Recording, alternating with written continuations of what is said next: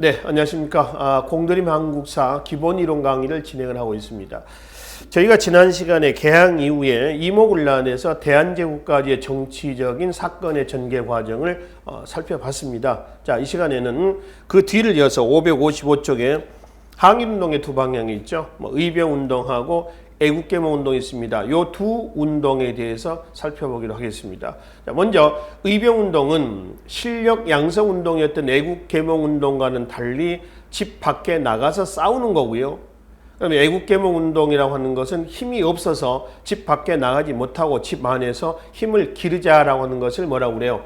애국계몽운동이라고 그래요. 그래서 애국계몽운동은 다른 말로 실력 양성운동이라고 얘기를 한다는 거죠. 그래서 일단 항일운동의 두 방향을 쓰시오 그러면은 의병운동 하나고요. 그 다음에 애국계몽운동 이렇게 쓰시면 됩니다. 근데 이 의병운동의 사상적 기반은 어디에서 나왔냐 하려면은 위정척사 사상이었죠. 이 위정척사 사상을 토대로 해서 의병운동이 전개가 됐고요. 그러니까 대부분의 의병장은 양반 유생이 돼야 되겠죠. 위정척사 사상을 갖고 있는. 그 다음에 또 하나는 애국계몽운동이라고 있습니다. 애국계몽운동은 우리 독립협회는 바로 앞 시간에 살펴봤었습니다. 3대 사상이 있었습니다. 자주국권, 자유민권, 자강개혁 사상이었는데요. 이 3대 사상은 나중에 어디에 영향을 줬느냐라고 하면은 애국계몽운동의 사상적 기반이 됐다라고 말씀을 드렸습니다. 그래서 이거를 토대로 했었던 애국계몽운동은 이른바 실력양성운동 이렇게 얘기를 하는 거죠. 그래서 정리하면은 항일운동의 두 방향은 요 두 방향에서 전개가 되겠죠. 그럼 여기서 이제 의병운동부터 우리가 이제 보는데 이 의병운동은 1차, 2차, 3차로 나눠서 보시면 됩니다. 1차 을미의병, 원인은 을미사병과 단발령이죠. 1895년 8월 달에 을미사병이 일어나죠. 명성황후 씨의 사건을 얘기한다는 거죠. 근데 그 이후에 김홍집 제4차 친일 내각이 구성이 돼서 바로 을미개혁이 단행이 됐습니다. 물론 을미개혁은 아관파천호에서 중단이 됐죠. 끝을 보지는 못했습니다만은. 자, 그래서 1차 을미병의 원인은 을미사병과 단발령.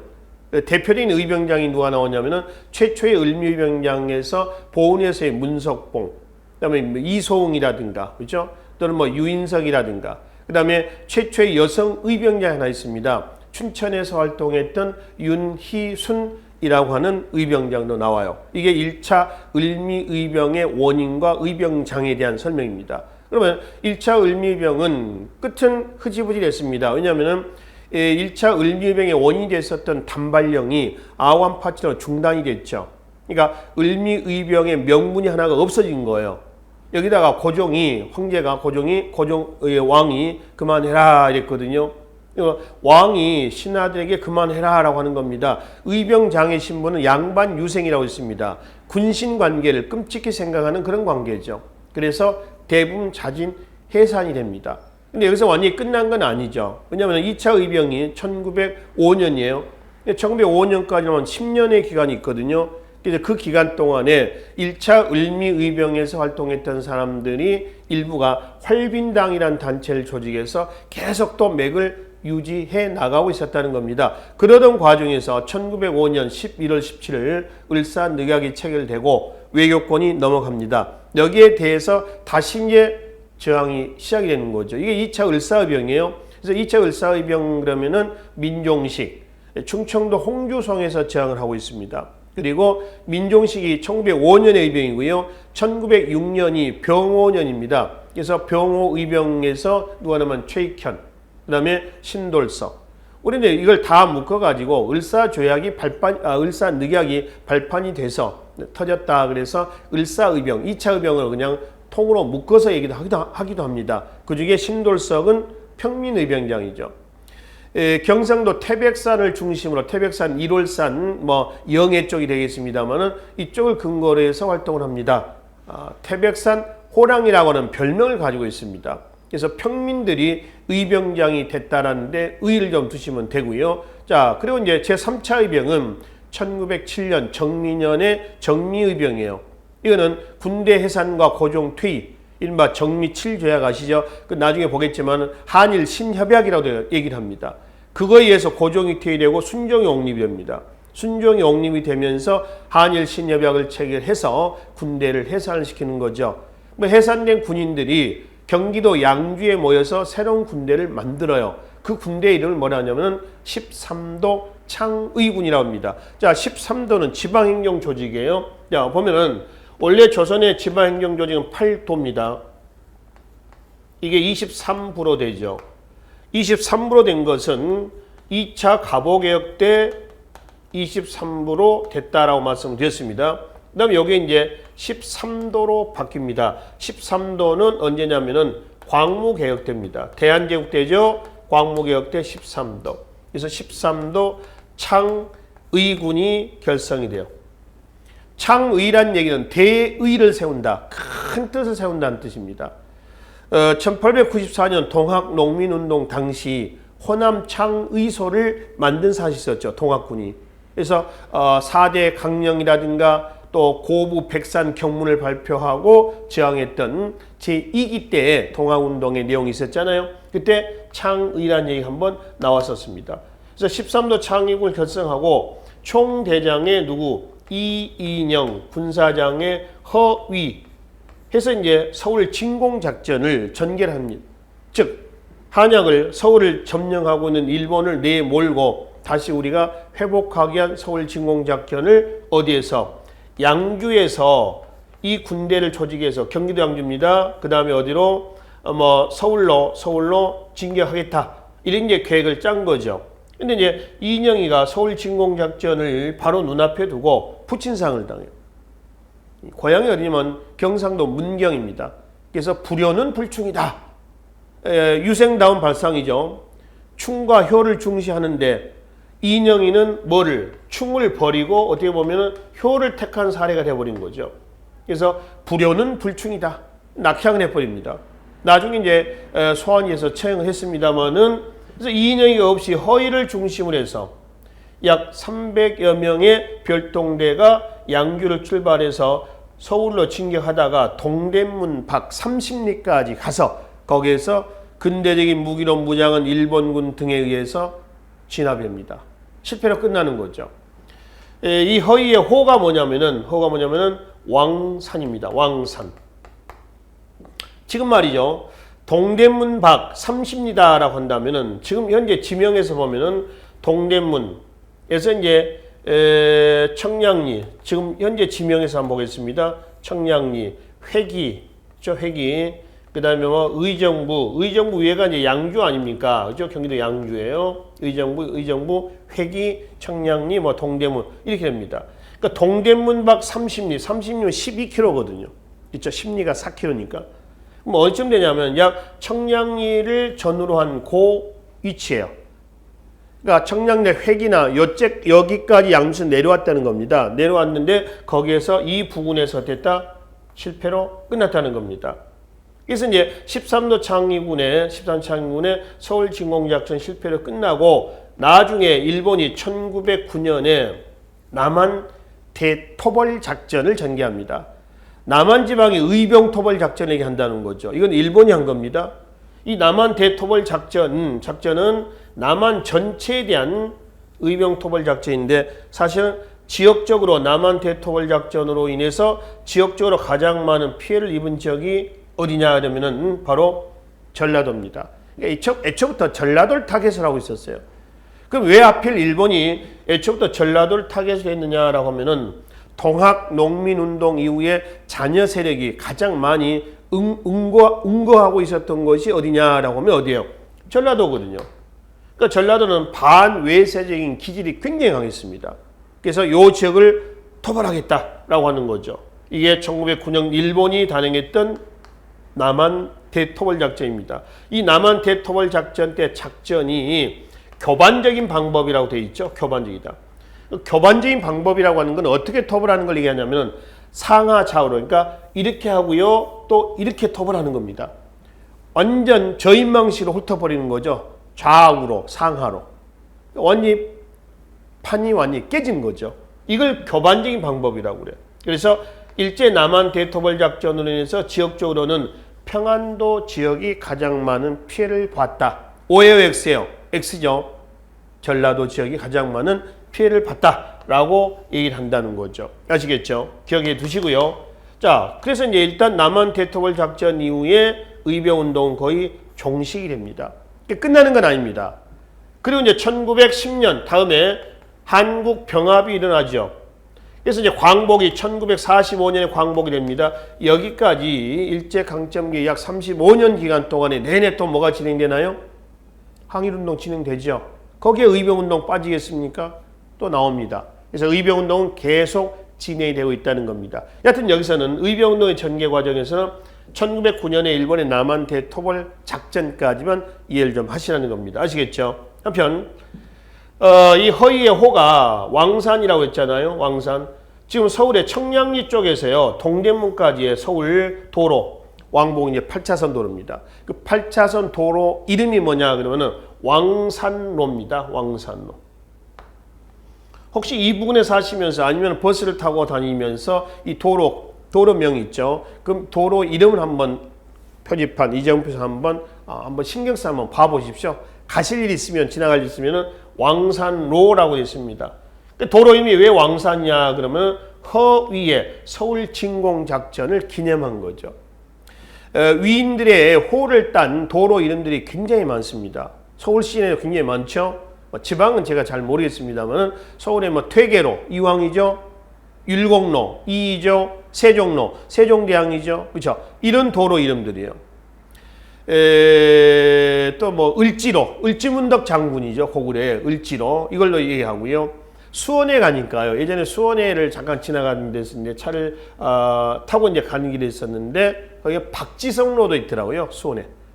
그 축구 선수 맨유에서 활동했던 그 박지성을 얘기합니다. 천안 쪽에 갔더니요. 천안에 이봉주로도 있습니다. 누구죠? 우리나라 그 마라토너 그 이봉주 선수를 기념하는 도로 이름이에요. 이봉주로. 또 외란 때 우리가 한번 봤습니다만은 왜구가 부산 상륙해서 4월 14일 날 1592년 1차 이제 그 관군을 꺾이고 선조가 한양을 버리고 의주로 도망가게 된 계기가 됐던 충주 탕금대 전투가 있었죠. 탕금대 전투에서 싸우다가 자결했던 사람이 누구예요? 신립 장군이었죠. 그렇죠? 그래서 그 탕금대 공원 앞쪽에 충주 시내로 이어지는 큰 대로가 하나 있습니다. 그게 신립 장군의 이름을 딴 신립로. 그렇죠? 신립로. 이렇죠. 울릉도 가보셨습니까? 울릉도에 가면요. 안정복로라고 하는 도로가 있습니다. 울릉도에. 그러니까 숙종대 때 조선후기 때 숙종대 부산 동네 어미였던 안용복이 울릉도 연근에까지 와서 고기잡이 하던 일본 어부를 몰아내고 일본에 가서 직접 가서 우리 영토임을 주장하고 돌아왔던 그러니까 민간 내교를 전개했던 건 안정복을 기리는 도로 이름이 되겠습니다. 이거 외에도 각 지방에 이런 도로 이름들이 많이 있을 겁니다. 한번 유심히 그런 부분들도 한번 살펴볼 필요가 있을 거예요. 그렇죠? 자, 그래서 이제 왕산로에 대한 내역은 이렇게 이제 기인하고 있다. 허위의 서울 진공 작전과 관련이 돼 있다라고 이제 말씀을 드리고요. 이게 이제 의병 운동입니다. 항일 운동의 첫 번째, 두 번째는 애국개몽 운동입니다. 독립의 3대 사상을 토대로 한다고 했습니다. 이 애국개몽 운동은 꼭 정치 사회 단체만 아닙니다. 교육, 문화, 예술 다 애국개몽 운동이죠. 다 힘을 기르자라고 하는 겁니다. 근데 이 애국개몽 운동 정치 사회 단체의 특징은 입헌, 정치면에서는 입헌, 군주제로 일단 개혁을 하자. 입헌 군주하자. 두 번째는 무장, 폭력은 하지 말자. 이 무장 폭력적인 방법을 이 사람들은 뭐라고 하냐면 비문명이라고 봤습니다. 자, 비문명이라고 하는 것은 야만이다라고 하는 거죠. 그러니까 보통 이제 이 애국개몽 운동 단체의 활동 방향은 다 뭐냐 그러면은 이런 방향이다라고 이제 보시면 됩니다. 단 애국개몽 운동 단체 중에서 꼭 기억을 해야 될 단체가 하나 있습니다. 신민회입니다. 기타 이제 애국개몽 운동 단체는 이런 방향하에서 전개인데 신민회는 안 그렇습니다. 신민회는 입헌 군주제가 아니라요 공화정을 추구하고 있었으며 그 다음에 무장, 폭력 하자라고 했습니다. 이게 신민의 활동이에요. 다른 애국개몽 운동 단체하고 다른 점이란 얘기입니다. 여기서 폭력이라고 하는 것은요. 폭력이라고 하는 것은 사전적인 의미의 폭력이 아닙니다. 이거는 항일운동을 해서 우리가 독립을 하기 위한 폭력이지 사전적인 의미의 폭력은 아니다. 이렇게 이제 보시면 되겠습니다. 또 하나 신민회가 나오면은 또 헷갈리는 단체가 하나 있습니다. 이거 1907년에서 11년까지입니다. 근데 민족유일락 운동에서 보면은 신간회라는 단체가 있습니다. 1927년에서 1931년까지 활동했던 일제식민통치 제2기 때죠. 제2기 때 일제가 인정한 합법적 항일운동 단체로서 신간회가 있다는 거죠. 구분을 좀 하시면 돼요. 그래서 일단 신민회 놔두고요. 애국계몽동 단체의 족보, 정치사회단체 족보 계보를 좀 살펴보기로 하겠습니다. 자, 여러분들 교재 어디 보시냐면은 558쪽으로 좀 넘어가서 보기로 하겠습니다. 독립협회, 후신단체 보안회, 후신단체 헌정연구회, 후신단체 대한자강회, 그다음에 후신단체 대한협회. 그건 이제 신민회는 대한협회 후신단체는 아니고요. 신민회는 미국의 샌프란시스코에서 조직됐었던 공립협회 국내 지회입니다. 안창호가 기후해서 맺는 거예요. 그 신민회가 해산되고 마지막 줄 흥사단으로 넘어갑니다. 그래서 이 독립협회부터 시작이 돼서 맨 밑에 신민회까지 전개됐던 이 애국계몽동 단체의 특징들을 꼭 잘 매치해서 기억을 좀 해두십시오. 일단 독립협회는 3대 사상을 중심으로 해서 정리하시면 되고요. 이 3대 사상은 나중에 애국계몽운동의 사상적 기반이 있다고 했습니다. 그런데 독립협회가 해산되고 후신단체격으로 성립됐던 보안회가 있습니다. 이 보안회는 일본이 요구했던 황무지 개간 요구를 저지시켰다라는데 의의를 좀 두십시오. 성공했습니다. 그래서 이제 보안회 활동에서는 그걸 얘기를 하시고요. 나중에 보안회가 해산되고 나서 그 후신 단체로서 나온 것이 뭐냐면 바로 밑에 헌정연구회입니다. 이 헌정연구회에서 기억하실 것은 바로 일진에 있죠. 친일단체. 일진의 친일 행위를 규탄하다가 해산됐다라고 하는 점을 기억을 좀 하십시오. 그리고 대한자강회는 고종 퇴위 반대운동을 전개하다가 해산됐다는 걸 좀 기억을 좀 하시고요. 그리고 밑에 대한협회. 대한협회는 언론활동을 통해서 특히 실력양성운동을 전개합니다. 대한협회 기관지를 대한민보라고 그래요. 우측에 언론단체에서 한성순보부터 나와 있죠. 맨 밑에 보시면은 대한민보가 있습니다. 대한협회 기관지라고 그러는데 그 대한민보는 국민신보에 대항한다라고 되어 있죠. 그럼 여기서 이제 국민신보는 뭐냐? 바로 위에 일진의 기관지 이 연구가 조직했던 그걸 국민신보라고 그래요. 이거는 어용신문이 되는 거죠. 그거하고 또 맞대응하는 신문으로 이해를 하시면 되겠습니다. 그리고 이제 대한협회가 나중에 친일화됩니다. 변제를 하죠. 이때에 미국의 샌프란시스코에서 조직되어 있었던 공립협회의 지혜가 안창호가 기구하면서 성립된 것이 신민회입니다. 신민회는 반드시 기억을 해 두십시오. 꼭 기억을 해 두시라는 얘기입니다. 자, 먼저 안창호, 양기탁 등 서북지방, 서북 평안도 쪽이죠. 기독교 신자와 교사, 학생, 또 신채호, 이동영 등 충청도 인사들로 구성된 밑줄 비밀 결사단체입니다. 근데 그 단체하고 비슷한 신간에는 일제가 인정한 합법적 단체, 이거는 비밀 결사단체. 이거는 연대가 1907년에서 1911년입니다. 105인 사건까지 가는 거거든요. 105인 사건까지. 자, 계속 보겠습니다. 목표를 보시면은 공화정이라고 있습니다. 다른 애국계몽동 단체는 입헌군주제를 지향을 하죠. 이거는 공화정을 지향을 하고 있고요. 그 다음에 활동 내용을 보면은 안으로 밖으로 가 있습니다. 안으로는 실력 양성 운동을 하면서 밖으로는 뭐 하는 거죠? 무장 투쟁을 준비하는 겁니다. 국내부터 한번 볼까요?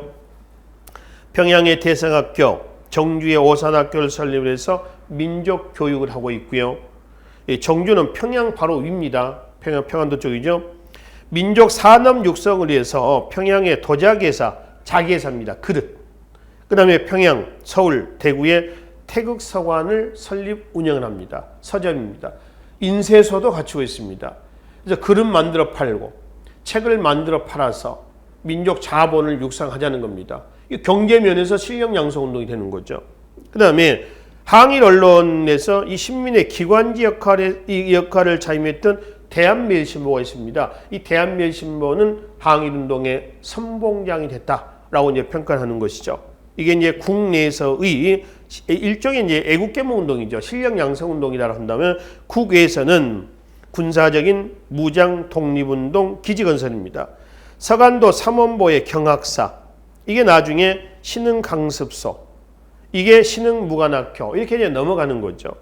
동간도 왕청현의 동간도 길림성입니다. 서간도는 요령성이죠. 압록강 건너편이고요. 동간도는 길림성, 즉 두만강 건너편이에요. 독립무관학교, 또 밀산부, 밀산현의 밀산무관학교를 설립을 해요. 그래서 언젠가 때가 되면은 힘을 길러서 바로 국내로 진입하겠다는 겁니다. 그래서 안에서는 안에서 힘 기르고 국외에서는 국외에서도 힘을 길러가지고 때가 되면은 우리 싸우자라고 하는 겁니다. 그래서 독립을 쟁취하자라고 하는 것이죠. 그러다가 1911년 일제가 날조한 105인 사건을 계기로 해산이 됩니다. 105인 사건은 105명을 기소했다라고 하는 거죠. 이건 안명근 안학 사건이라고 있습니다. 이 안명근 안중근의 조카인데요. 이 안중근의 활동은 바로 앞장에 잠깐 좀 보고 합시다. 교재 557쪽에 맨 위에 보시면은 안중근의 활동에서 몇 개 나와 있죠. 뭐 단지동맹 1909년 단지동맹입니다. 11명, 항일투사 11명이 단지라고 하는 것은 손가락을 잘랐다는 겁니다. 절단했다라고 하는 거죠. 이 여러분들 안중근의 유작 같은 데 글씨에 보면은 손으로 이렇게 찍어놨는데 손가락 여기 마디가 잘린 거 있죠. 그 잘렸다는 겁니다. 11명이 모여서 한 겁니다.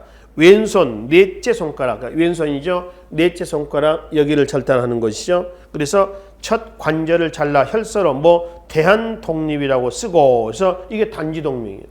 그 다음에 1909년 같은 시기입니다. 이등박문을 죽이죠. 대한의군 참모장의 신분으로서 이등박문을 만주 하얼빈에서 저격을 했습니다. 그걸 계기로 해가지고 수감됐다가 여순감옥이죠. 1910년 3월 26일 사형당했습니다. 안중근 얘기가 나왔으니까 잠깐요. 이 서울에 용산 쪽에 가면 효창공원이 있습니다. 이 효창공원에 삼의사묘가 있습니다.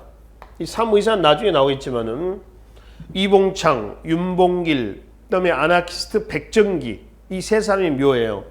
삼의사묘에 무덤이 3개가 있어야 되는데 이봉창, 윤봉길, 그 다음에 백정기입니다. 맨 왼쪽에 바라보는 앞에서 보면 맨 왼쪽에 있는 것은 누구의 묘냐 그러면 안중근 의사의 가묘입니다. 가짜묘예요. 그러니까 백범 김구 선생이 이제 이걸 조성을 했는데 여기 백범 김구 선생의 부부의 합장 무덤도 여기 있어요. 여기 백범 김구 기념관도 있고요. 효창공원이에요, 지금. 그래서 이 가묘는 여순 감옥에 여순 어디냐면 리순입니다. 이가 요동반도 끝 여기가 여순이에요. 여기서 이제 수감이 돼 있다가 사형이 됐죠. 그래서 여순 감옥 공동묘지에다가 묻어놨습니다. 나중에 광복이 되면은 유해를 가지고 오겠다. 그래서 가지고 여기다 안장하겠다 해서 가묘를 만들어놨습니다. 근데 백범 김구가 1949년에 암살이 해버렸죠. 당시 포병 소위 안두에게 암살이 돼버렸어요. 그러니까 이런 계획이 다 무산된 거죠. 그 후에 이제 이승만이 등장하고 친일 세력이 득세하는 과정에서 모든 계획들이 수포로 돌아가 버렸습니다. 최근에 와서 이제 안중근의 유해를 발굴하려고 남북한이 많은 노력을 하고 있습니다만은 사실상 어렵다 이런 결론이 나왔습니다. 그 공동묘지 자리가 싹 없어지고 아파트가 들어섰답니다. 그러니 그 안에 있는 유해가 훼손이 될 수도 있고, 그렇죠? 멸실이 될 수도 있었고, 아니면 그냥 있는지도 모르겠습니다만, 하여튼 그런 상태입니다. 그럼 아파트 단지를 다 걷어내고 다시 유해 발굴해야 된다는 건데, 그게 현실적으로 가능하겠냐는 얘기예요. 불가능하다는 겁니다. 그래서 결국 안중근 무덤은 가묘만 남아있고요. 나머지 3개 삼의사묘에서 3개 무덤만 현재 효창공원에 남아있다는 겁니다. 그 안중근의 조카입니다. 조카. 안명근. 안학 사건인데요. 안학은 황해도 안학입니다. 이 안학은 또 이제 백범 김구가 을미사변의 주역이었었던 일본의 군인을 또 죽인 사건도 있죠. 이거를 치아포 사건이라고 그래요. 그 을미사면 전후에 보면은 보충이 좀 돼 있습니다. 그 치아포에서 일본의 육군 중위 스치다입니다. 스치다라는 사람을 죽인 겁니다.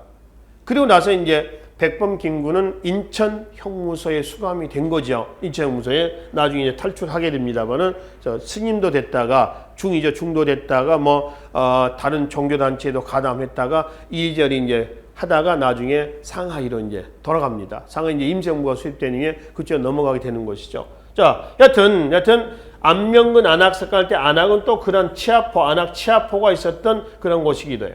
그럼 안명근 안악 사건은 어떤 사건이냐면은 이게 일제의 초대 총독이 누구냐면 식민통치 때 테라우치 마사다케입니다. 테라우치 총독이 서울에서 경성에서 의주 있죠. 의주에 이제 기차를 타고 가는 겁니다. 가는 목적은 압록강 철교 준공식 참석차. 이제 철도가 이제 서울에서 안악, 그 다음에 의주 이렇게 한단 말이에요. 그래서 안악에서 이제 테라우치 총독 암살을 여기에서 기도했다. 그리고 요 사건의 배후에는 누가 있었다? 신민의 간부가 있었다. 근데 이 안악 사건은 사실 일제가 조작한 거란 말이에요. 그래서 일제는 이 신민이라는 단체를 해체시키는 거죠. 이걸 계기로 해서 배후에 네가 있지 않았냐. 그래서 여기서 약 500여 명을 잡아들여요. 그중에 105명을 기소한 사건이야. 이게 뭐야? 105인 사건이죠.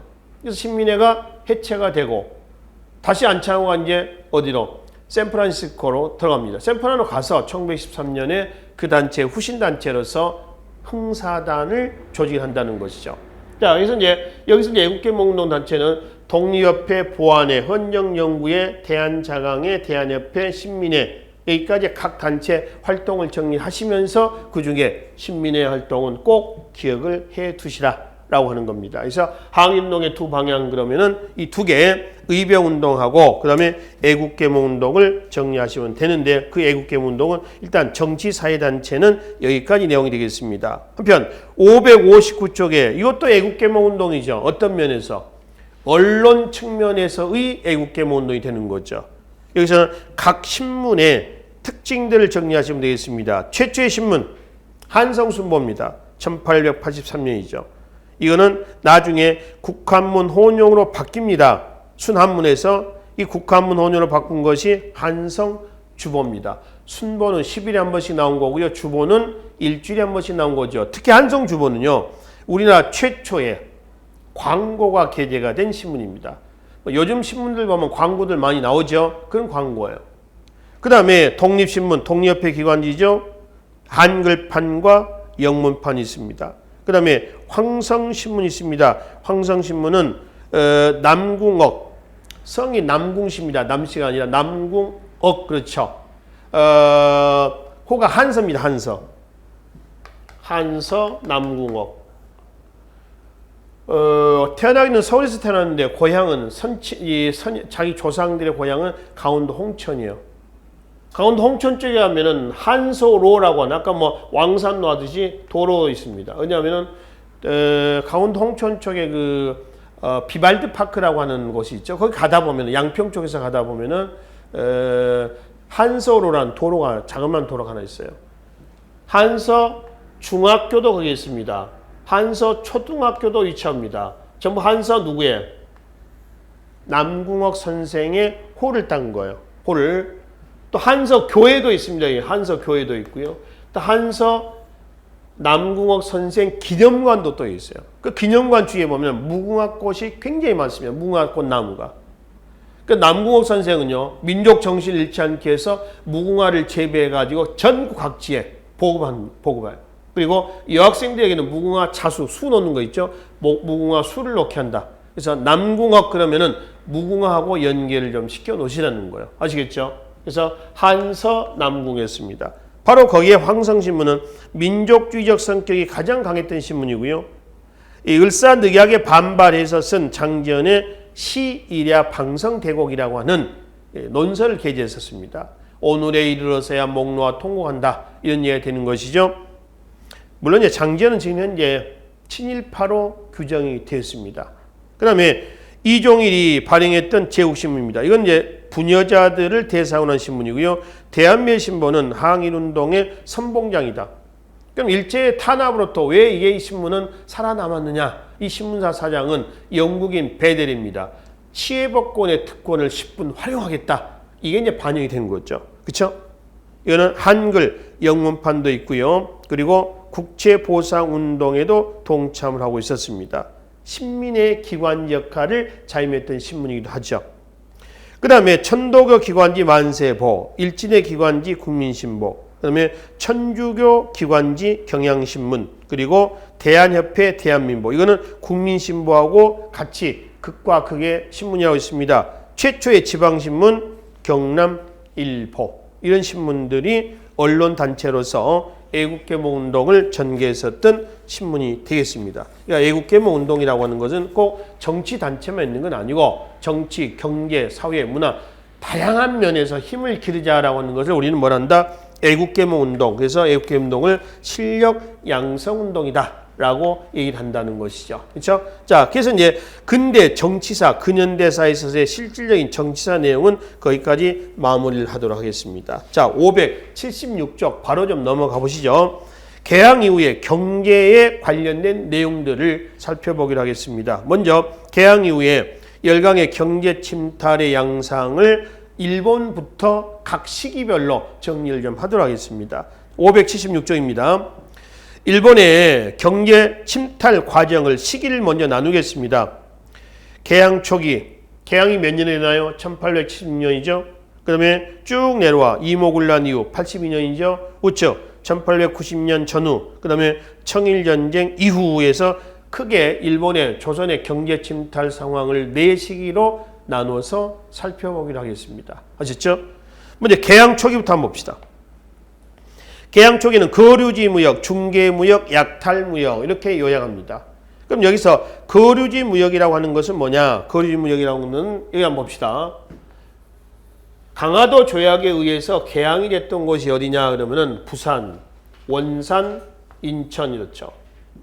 부산은 1876년 경제적인 목적, 원산은 1880년 군사적인 목적, 인천은 1883년 뭐였죠? 정치적인 목적 하에서 개항이 됐습니다. 개항 초기, 이른바 1876년 이후입니다. 1876년 이후는 개항장 면리라고 했어요. 심리 이내입니다. 여러분 간행이정이라고 하는 용어 기억나시나요? 일본과 조약에 보면 간행이정 면리로 할 것 뭐 이런 얘기가 있었죠. 간행이정은 활동 범위를 얘기한다는 거죠. 그래서 개항 초기는 심리 이내다라고 하는 거죠. 자, 근데 나중에 1882년에 가면은 심리에서 5심리로 확대가 됩니다. 이 1880년 이거는 뭘 얘기할까요? 이거 이모군란 이후에 한번 봤었죠. 조, 일, 수호, 조규, 속약이 있었어요. 두 개 조항이 있었죠. 속약. 그래서 조일, 수호, 조규, 속약에 의해서 5심리로 확대가 되는 거예요. 근데 조일, 수호, 조규, 속약에 보면은 단서가 있었습니다. 5심리로 확대하고 1년 후에는 100리로 확대한다 그랬어요. 그러니까 1883년에는 몇 리로? 100리로 확대가 되는 거죠. 그러다가 이제 1890년대 가잖아요. 90년대 가면은 전면적인 허용입니다. 그러니까 이거예요.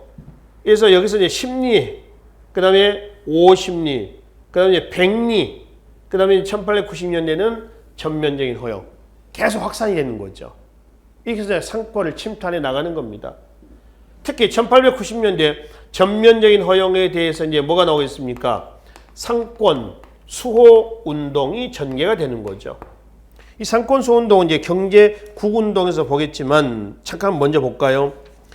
교재 580쪽에 보면은 그 상인들의 활동 두 번째, 세 번째 독립 이권 수호 운동 등 있죠. 두 번째 한번 봅시다. 서울 상인, 이 서울 상인들이 철시 문 닫는 겁니다. 철시한다거나, 그렇죠? 또 이 서울 상인은 시전 상인 얘기하겠죠. 황국중앙총상회를 조직해서 상권 수호 운동을 전개한다고 그랬죠. 또 뭐 경강상이라든가 객주여각 보부상의 활동도 있습니다. 일단 시전 상인이 상권 수호 운동을 전개했던 부분은 이런 시대 배경이다라고 이제 보시면 됩니다. 돌아오겠습니다. 여튼 제한된 그 내에서만 무역하는 겁니다. 거류지 무역이고요. 둘째는 중개무역이라고 있습니다. 그 중개무역은 뭐냐? 바로 일본 상인들이 중국 상하이에서 면직물을 사다가 조선에다 파는 겁니다. 그리고 조선에서 쌀, 금은 등을 가져가는 거죠. 영국산 면직물에 대한 중개무역이요. 많은 이득을 확보하는 거죠. 그러니까 예를 들어서 100원을 주고 사오는 100원을 주고 사와. 얼마 주고 팔아? 500원 주고 팔아. 이런 식이죠. 이 중개무역을 통해서 상권 확대해 나가는 거고요. 마지막 약탈무역입니다. 이때 이제 들어와서 활동했던 일본 상인들이 일본 내에서 몰락 상인들이 많고요. 그러니까 불평불만이 많은 몰락 상인들, 또 일본 내세의 무사들입니다. 무사들, 칼제비들. 그러니까 요즘 보면 왜 그 조폭들이 유흥가를 휘어잡고 하는 그런 거 있죠. 그런 시대단 말이에요. 그래서 들어와가지고 일본 정부에 후원을 얻고 조선의 상권을 거의 약탈해 갑니다. 훑어가는 거죠. 그래서 1870년대 때 일본 상인의 조선 상권의 침탈 과정은 거류지 무역, 약탈 무역, 중개 무역의 형태로 갑니다. 그러다가 이모군란 이후입니다. 이모군란 이후에는 우리나라에서 어느 나라의 세력이 강화됐죠? 이모군란과 갑신정변 이후에는 청나라 세력이 강화됐습니다. 특히 이모군란 이후에 1882년 조청, 상민, 수륙, 무역 장정이 체결돼서 경제 침탈하고 있었죠. 이 청나라의 경제 침탈로 인해서 누가 이제 피해를 봤냐면은 일본이 피해를 많이 봅니다. 왜 그러냐면은 조선의 개항은 일본이 시켜놨습니다. 강화도적 1조 기억하시면 됩니다. 조선은 자주국이다. 일본과는 동등한 권한을 갖는다. 실제로 이거는 조선을 자주국으로 인정하려고 하는 것이 아니고 청과 조선과의 관계를 끊고 조선에 대한 침략을 용이하게 하겠다는 취지였었죠. 그래서 이제 개항을 시켜놨는데 일본이 정치적인 침략을 했나요? 못했잖아요. 청나라가 버티고 있었단 말이에요. 그래서 일본이 정치적인 침략 대신 경제적인 침략을 꾸준히 하고 있었는데 이모군란 이후에 조청, 상민, 수륙 무역 장정을 체결해서 청이 조선에서의 경제력을 또 경제권을 확산시켜 나가니까 일본 입장에서는 계속 위축되는 겁니다. 정치 경제적으로. 그러니까 조선 진출의 눈에 가시는 누구다? 청이다. 일본 입장에서는. 그것이 이제 나중에 뭘로 폭발하는 거죠? 1894년 6월 청일전쟁으로 폭발한 거죠. 청일전쟁에서 일본이 이기고 청을 몰아내고 조선을 이제 통째로 먹으려고 했더니 청일전쟁, 시모노세키 조약 바로 체결한 직후에 삼국 간섭이 있었죠. 로, 독, 푸. 삼국 간섭을 해서 시모노세키 조약을 파기라고요. 그리고 민비가 러시아를 끌어들여서 일본을 또 견제하려고 했어. 그러니까 일본이 이제 민비를 죽이는 을미사비로 넘어간 거죠. 자, 흐름은 이랬었습니다. 하여튼 지금 여기서 일본의 조선에 대한 경제 침탈의 경향, 상황을 우리가 좀 살펴보자라고 하는 겁니다. 그래서 이모군란 후에는 청과 일본의 상인들이 충돌합니다. 대립하죠. 첨예하게 대립하는 거죠. 특히 이모군란 이후에 바로 조일, 수호, 조규 속약을 통해서 심리에서 몇 리로 확산됐나요? 50리로 확산되고 이듬해에는 1년 후에는 100리로 확산이 되고 이런 식으로 해서 일본도 나름대로 계속 확장시켜 나가고 청은 청대로 조청, 상민, 수륙 무역 장정을 통해서 계속 확산시켜 나가고 있는 사례예요. 그렇죠? 자, 그 다음에 이제 1890년을 전후해 가지고는 특히 일본은 미국 약탈의 혈안이 됐었습니다. 그러니까 국내 고가가 폭등이 되고요. 쌀이 부족해지죠. 그러니까 거기에 따른 반발에서 1889년 함경감사 조병식 그 독립협회를 그 입헌 군주제가 아니라 독립협회 공화정을 추구하려고 한다. 그 대통령을 만들려고 한다. 이런 무고를 했던 사람이 바로 이 조병식이에요. 그 조병식이거든요. 그래서 조병식이 함경감사 시절에 뭘 합니까? 바로 방공령을 선포합니다. 미국 유출 금지령이죠. 이 방공령 선포에 대한 부분은 우리가 앞에 일본과의 조약에서 보면은 1876년 조일 무역 규칙이 있었어. 이게 1882년에 조미소 통상조약이 체결되면서 일본이 자극을 받아서 이듬해 1883년에 조일 통상장정 42개조로 바꿨죠. 조일 무역 규칙을.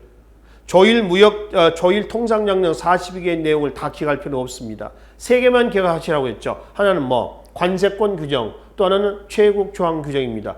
요 두 개는 바로 1년 전에 체결했던 조미소 통상조약에 나온 얘기예요. 거기에 작을 받는 거예요.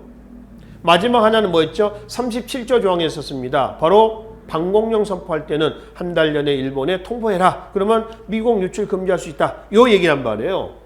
근데 조병식이 한 달 전에 미리 통보하지 않고 바로 방공령을 선포합니다. 그러니까 일본이 이제 견제하는 거죠. 야, 이거 뭐야?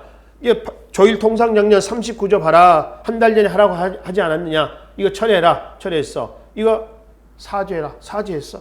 배상해라. 배상도 합니다. 얼마? 11만 원에 배상을 한다라고 하는 거죠. 11만 원은 뭐 정확치는 않겠지만 그 지금 현재 단위로 본다면 한 뭐 150억 정도, 한 15억 정도 이런 정도의 액수 정도 될까요? 그러니까 지금의 11만 원이 아니다라고 하는 겁니다. 자, 그래서 이제 1890년대 전후에 미국 약탈했다는 방공령이 있고요. 그리고 이제 청일연령 이후로 갑시다. 앞서 말씀드렸습니다만 청일연령 1894년에서 95년 4월 시모노세키 조약까지입니다. 시모노세키 조약은 하관조약 또는 마관조약이라고 되긴 하죠. 그래서 이거에 의해서 청을 완전히 그리고 나서 이제 일본이 독점적으로 해 나갈 겁니다. 물론 삼국 간섭 전까지. 그지? 근데 삼국 간섭으로 이 조약이 또 파괴되죠. 러시아가 또 세력이 강해집니다. 그래서 이제 민비를 치고 다시 을미사변이죠. 을미개혁 이후에 일본이 또 독주에 나가다가 1904년 로일연쟁이 터지고 일본이 러시아마저 박살냈습니다. 그리고 1905년 8월 포스모스 조약을 체결해서 일본이 그야말로 한반도에서의 청, 러시아 가시 다 빼고 독점적으로 장악할 수가 있었던 거죠. 그리고 이제 그해 11월 달 을사늑약, 10월 달 1910년 8월 달 한국 병합, 그 이제 식민통치 체제로 넘어가는 그런 수순을 밟는다는 것이죠. 자, 여튼 일본이 개항 이후에 강화도 조약 이후에 청일 전쟁까지 완전히 조선의 경제권을 장악해 나가는 흐름을 좀 이해를 좀 하시면 되겠습니다. 한편 이 과정에서 일본의 경제 침탈의 양상을 크게 4개로 나누겠습니다. 금융, 뒤로 하겠습니다. 이권, 차관, 토지입니다. 자, 일본의 경제 침탈의 양상은 4가지입니다. 금융부터 한번 보겠습니다. 1878년 일본 제1은행 지점을 설치합니다. 일본의 제1은행은 우리나라 한국은행이에요. 일본의 국책은행이란 말이죠. 그 지점을 우리나라 둡니다. 그래서 기존의 개항 이후에 근대 경제 건설 운동에 일하면서 여러 은행들이 굉장히 많이 설립이 됩니다. 그 은행들을 전부 다 일본 은행으로 흡수해버리는 것이죠. 두 번째, 1905년에 일본인 재정고문 메가다 다네타로가 주도했었던 화폐 정리 사업을 단행합니다.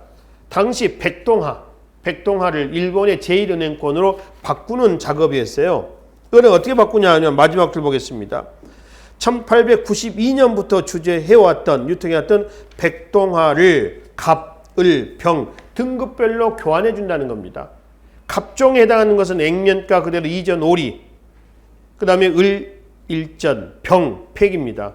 그러니까 갑, 을, 병 등급별로 품질이 좀 괜찮으면은 갑, 좀 그러면 을, 안 좋으면은 폐기 처분, 교환을 안 해주는 거죠.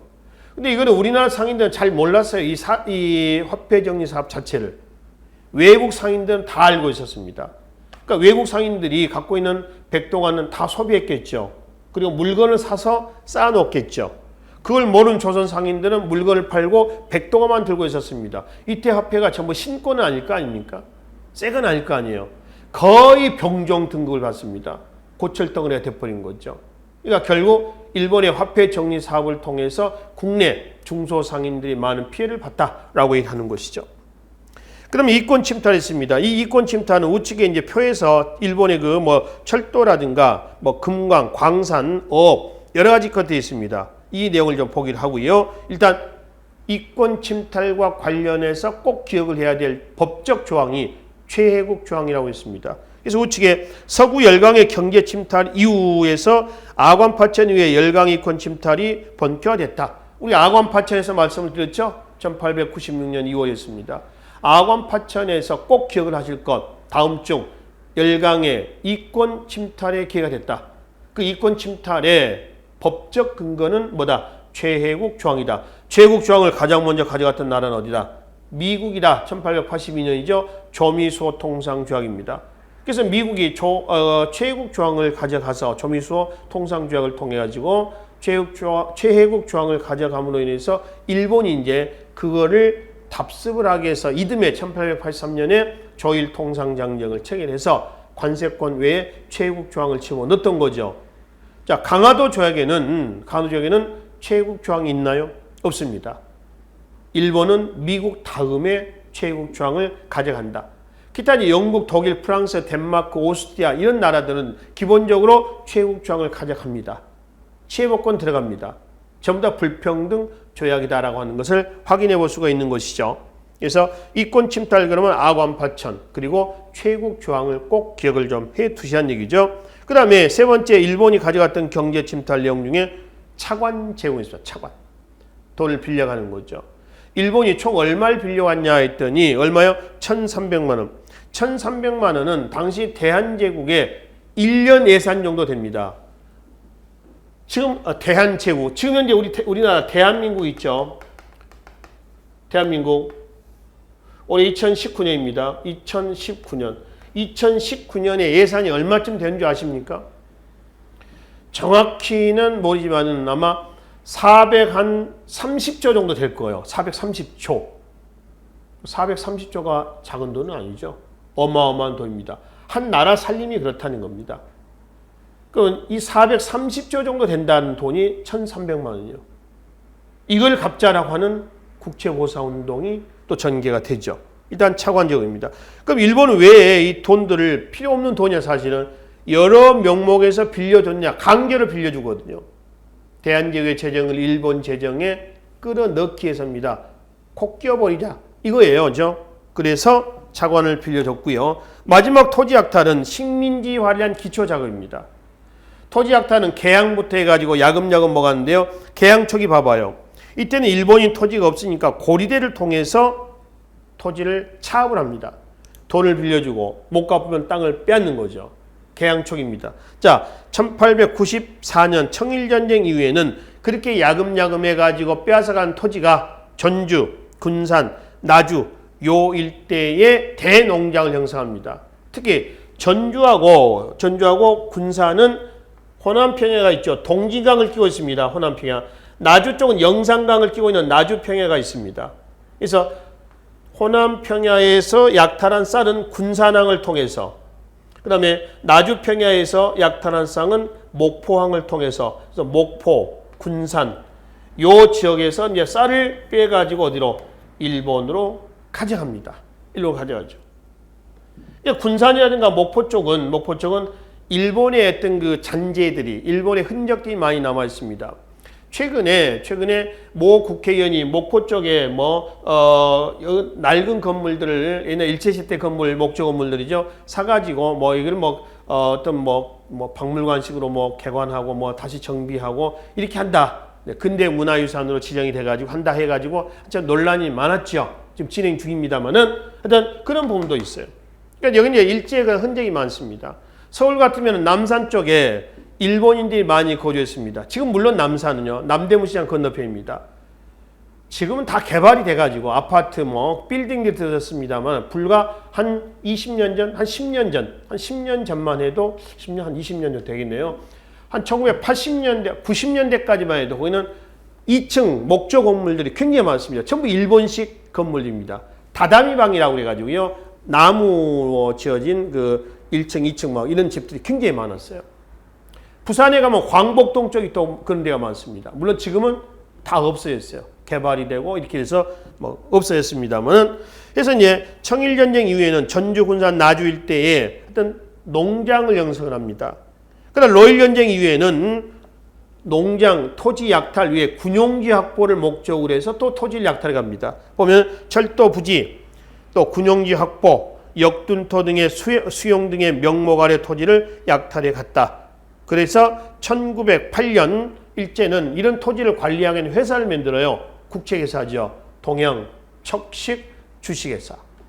그래서 여기에 이제 싼값에 불알하거나 관리케 한다는 얘기입니다. 그래서 1910년 국권 피탈 직전에 일본인이 조선에서 소유한 땅은 어느 정도 됐냐 했더니 마지막 줄 1억 5천만 평 정도 된다. 몇 년이에요? 1910년입니다. 1억 5천만 평. 그럼 1억 5천만 평을 일본인이 국권 필달 직전에 이 정도 소유했다는데 이건 어느 정도 되냐? 그러면 약 3분의 1 정도 된다. 이렇게 생각하시면 됩니다.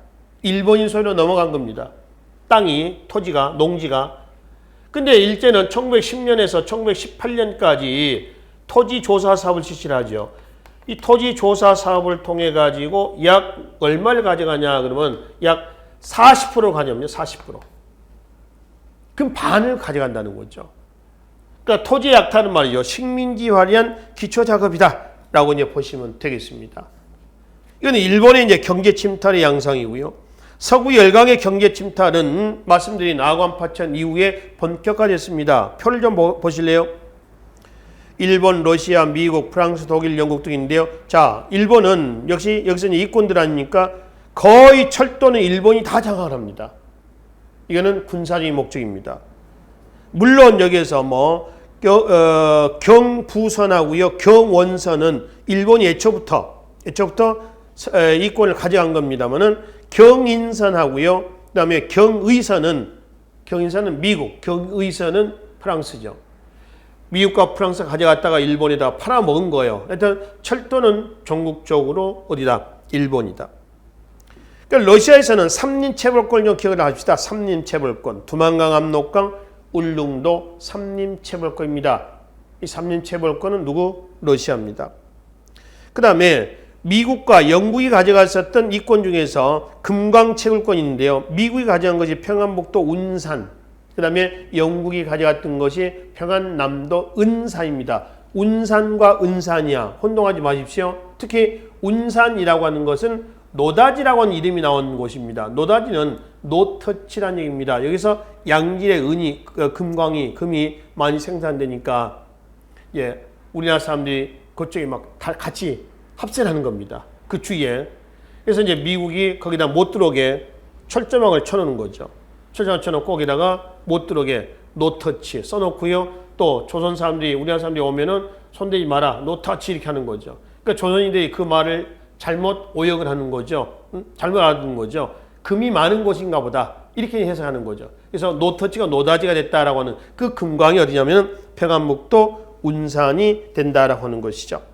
그래서 이제 특징적인 열강의 이권 내용들 좀 특징의 몇 개만 좀 봐두시고요. 이런 것들이 전부 다 최핵우기라는 조항을 토대로 해서 이루어졌다라고 이제 보시면 되겠습니다. 그러면은 580조 보겠습니다. 1년에 열강의 경제 침탈에 대한 우리 민족의 저항은 어떻게 전개됐냐? 이 경제 국운동입니다. 이것도 꼭 기억을 좀 해두십시오. 자, 먼저 1889년에 방공령, 아까 말씀드렸죠? 함경감사 조병식, 법적 근거는 조일통상장정 39조. 그 다음에 서울상인, 시전상인의 활동은 아까 여기서 말씀드렸죠? 여기서 말씀드렸습니다. 상권수호운동. 그리고 경강상인, 조선 후기의 경강상인 강상이라고 그랬죠? 미국, 어물, 수송 판매를 했고요. 수송 판매하는 과정에서 좋은 배, 선박업, 조선업에 종사했습니다. 일본 상인들이 증기선을 도입을 해가지고 이걸 독점을 하자 이 사람들도 증기선을 또 도입해서 저항하기도 합니다. 객주, 여각, 보부상. 이 객주, 여각, 보부상은 아까 거류지 무역이 있었죠. 거류지 무역하면 이제 개항 초기는 심리내라고 했잖아요. 심리 안에서만 일본 상인들이 활동하는 겁니다. 그럼 일본 상인이 물건을 가지고 오죠. 심리 안에서 활동하니까 그 물건을 내륙으로 공급하면서 많은 부를 축적을 합니다. 누가요? 객주, 여각, 보부상 얘네들이 거류지 무역 속에서 제법 돈을 모아서 일본은 상회사를 설립하기로 했는데 1905년 일본의 재정 고문 메가다 다네타로의 화폐 정리 사업으로 해서 거의 또 몰락한다는 것이죠. 그다음에 독립회 이권수운동은 우리가 독립회 활동을 보시면 됩니다. 독립회는 아관파천이라고 하는 사건, 즉 열강의 이권 침탈이 진행이 됐던 그 시대적 상황에서 우리 걸 지키고 빼앗긴 걸 회수하자 이런 배경하에서 조직이 됐었습니다. 그래서 독립회 활동 내용에 보면은 특히 러시아, 독일, 프랑스 삼국 간섭할 때 삼국입니다. 이 나라들에 대한 이권을 회수하고 지키는 데 기여를 했었죠. 근데 독립의 한계는 뭐였어요? 미국, 영국, 일본 이런 나라들이 가져갔던 이권에 대해서는 오히려 근대화를 위한 자원 개발이다 라고 하면서 두둔해줬었죠. 이게 독립의 한계였었습니다. 그러면 이 독립비가 해산되고 그 이후에 조직되었었던 보안회가 있었습니다. 보안회에서는 어떤 걸 기억하시라고 했습니까? 일본 요구에 있었던 황무지 개간 저지시켰다는 걸 기억하시라고 그랬죠. 그리고 나서 1904년 자료 보겠습니다. 일부 민간 실업인과 관리들이 우리가 직접 개간을 해야 되지 않겠느냐 이런 배경에서 농광회사를 설립을 합니다. 그래서 밑에 사료가 있죠. 그 사료에 농광회사 돈을 얼마 모아가지고 어떻게 한다라고 하는 구체적인 계획도 세웠었어요. 밑에 있는 사료는 2018년에 국가직에서 출제가 됐었던 시험 문제입니다. 이 사료를 제시하고 이 사료 단체, 즉 농광회사에 대해서 출제가 됐던 문제입니다. 기출문제 참고 한번 해보십시오. 자, 그럼 이제 국제보상운동은 아까 일제 차관 1,300만 원 갚자라고 하는 거죠. 이 국제보상운동하고 가장 또 헷갈린 게 있습니다. 이게 1907년이죠. 대구입니다. 예를 들어서 뭐 신민회하고 신간회 이렇게 신간회 이렇게 지금 여기서 보면은 우리 강의하고 공부할 때 보면은 별거 아닌 것 같지만은 시험장에 가시면은 긴장을 하니까 헷갈려요. 신민의 활동에다가 신간회 하나 집어넣는다거나 신간회 활동에다가 신민을 집어넣으면 헷갈립니다. 이거는 10중 8구 헷갈리게 돼 있어요. 지금은 아니라고 얘기하겠지만은 실제 시험장에서는 안 그렇습니다. 마찬가지. 국채보상운동하고 같이 또 헷갈리는 부분이 뭐냐면은 물산장려운동이에요. 이 물산장려운동은 1922년에서 40년대까지 전개가 됩니다. 어디에서? 평양에서. 시작은 대구에서 전국적으로, 여기는 시작은 평양에서 전국적으로 확산되는 거죠. 그렇죠? 그래서 국채보상운동하고 물산장려운동은 국산품 애운동입니다. 반드시 구분해서 정리하실 것. 그럼 여기서 국채보상운동은 대구에서 1,300만 원 갚자라고 하는 거죠. 이 운동에 동참했던 언론기관은 밑줄 좀 그어놓으십시오. 황성신문부터 밑에 사료 나와 있죠. 대한매일신보 국제보상운동 취지서가 지금 거기에 나와 있습니다. 뒤로 가시면은 신문이 나와 있습니다. 582쪽에 대한매일신보, 황성신문, 또 부녀자를 대상으로 했다는 제국신문 넷째 줄입니다. 그 다음에 만세보 천도교 기관지죠. 천도교는 1905년에 통학이 1905년 손병이 때입니다. 천도교로 명칭을 바꿨습니다. 자, 해서 이제 약 600여만 원, 그럼 반 모았네요. 근데 국채보상운동의 간사 양기탁이 횡령 혐의로 구속이 되면서 중단이 돼버렸습니다. 그 다음 밑에 이제 근대 경제건설운동이 있습니다. 이 근대 경제건설운동은 개항 이후에 우리도 근대화를 위해서 근대화해 나가는 과정에서 계속 성장하고 있는 모습이에요. 그러니까 역사의 수레바퀴가 제대로 돌아가고 있는 흔적들입니다. 근대 회사들 나와 있죠. 또 근대 회사면 대동상해, 장통상해, 또 밑에 뭐 해운, 육은, 철도, 광업 회사 등이 있습니다. 밑에 근대 산업 자본도 6위, 놋그릇이라고 그러죠. 놋그릇 6위. 직조 분야도 있고요. 어찌 보면 근대 금융자본은 은행도 있었습니다. 자, 결론만 보겠습니다. 마지막 볼까요? 583쪽에. 문호개방 위에 상업, 산업, 금융자본 등 여러 방면에서 전개된 민족의 근대적 경제 건설을 위한 운동은 있었어 없었어? 있었다. 있었는데 결론은 일제 정치 압력과 경제 침탈에서 좌절됐다는 겁니다. 그러니까 근대 사회로 발전해 나가는 경제적인 싹이 아예 없었다는 건 아니에요. 있었어요. 그 싹을 일제가 무참히 짓밟아 버렸다라고 하는 것이죠. 그렇죠? 그러니까 한국사에서 이제 근대화 작업은 근대화로 넘어가는 과정은 조금 더뎌지게 나가는 그런 결과를 초래를 하게 됐었습니다. 이게 개항 이후에 근대 경제 관련된 내용이 되겠습니다. 그래서 근대 경제사까지 이 시간에 정리하시고요. 뒤에 588쪽 근대 개항 이후의 사회 모습과 개항 이후의 문화의 동향은 다음 시간에 이어서 정리하도록 하겠습니다. 수고하셨습니다.